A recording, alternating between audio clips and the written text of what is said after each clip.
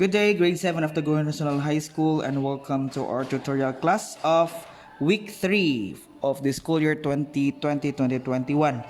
And for this week 3, we're going to tackle the operations on integers, the addition, subtraction, multiplication, and division of integers. But before that, we're going to have first the day 1 activity, which is the absolute value of a number. And before we proceed, reminder lang, please don't forget to write your name, grade, and section barangay and our contact number para mabalik ang inyong papel in case mahumana og check. So, before anything else, let us have first the competency. So, you are expected to represent the absolute value of a number on a number line as the distance of a number from 0.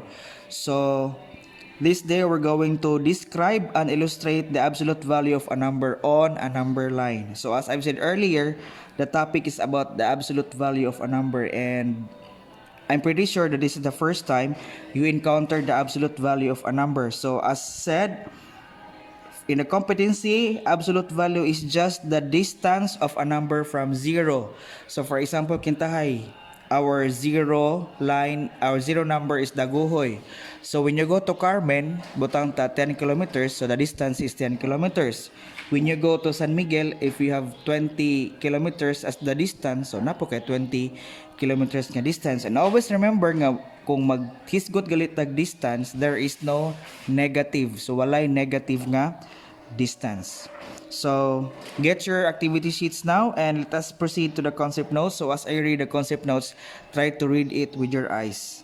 So, absolute value here, absolute value is the distance of a number from 0. So, kung unsa ra kalayon ang number sa 0, it could be a negative or a positive. So, imo ra siyang iphon, pila iyang distance from 0, and that is the absolute value.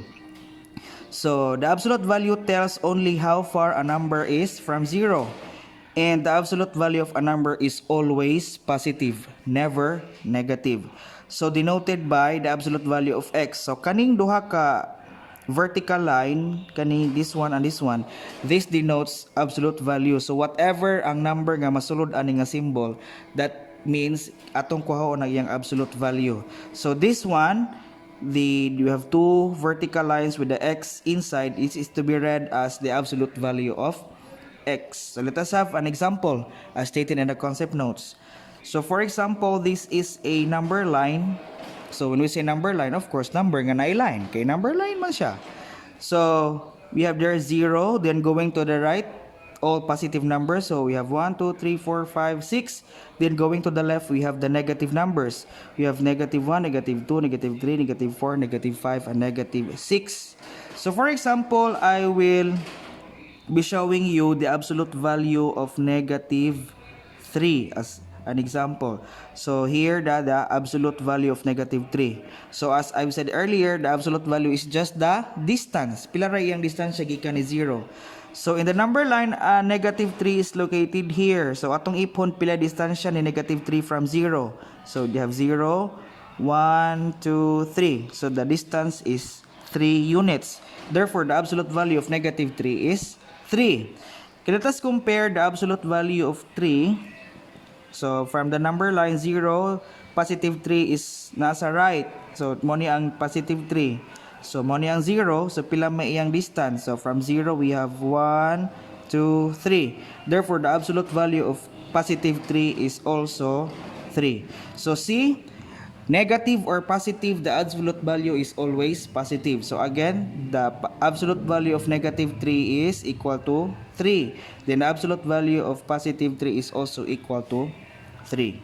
So, the illustration above tells us that the absolute value of negative 3 is 3 because negative 3 is 3 units to the left. So, from 0, 3 units man. Negative 1, negative 2, negative 3 of 0. Also, positive 3 or the absolute value of positive 3 is equal to 3 because 3 is 3 units of the right of 0. So, timan-an gud ninyo permi nga mingon tag absolute value, ang tanang answer is always positive, wala iya mo'y negative. Ngano? Because absolute value is just the distance of a certain integer from 0. And mag-iskot ang distansya, wala man na siya mo'y negative. So that is how to show the absolute value of a number. So more examples here. We have number 1. The absolute value of positive 8 is equal to, of course, 8. The absolute value of negative 15 is equal to 15. And the absolute value of 0 is equal to 0. So again, see, all the answers are positive. So please bear in mind always that the absolute value of a number is always positive because it is only a distance from, or the distance from 0. So let us have more examples for you to fully understand our day 1 activity. So example kani kintahay. First, we have here, okay, show the following absolute values. This is activity 1 or exercise 1. This is how you're going to answer your exercise 1. I have here the number line, this one. So you're going to show the absolute value of negative 5, and to do that, here is how. Moni sa unsaon pag answer sa exercise 1. So for example, we have here the absolute value of positive 5. Here, the absolute value of positive 5. So locate first where is 5. So 5 is here. So pwede mo sa baba, pwede mo sa ubos. So 5 is diri dapit. So this is 5. Then locate 0. So that connect the two. So we have the absolute value of positive 5 is equal to, count the number of units from 0 going to 5. We have 1, 2, 3, 4, 5. Therefore, the absolute value of positive 5 is 5. Next, we have negative 6. So in the number line, locate negative 6. So negative 6 is kani. So we have here negative 6 and 0. Si 0 gina-permit yung pangitaon o kanang absolute value gipangita. So connect the two.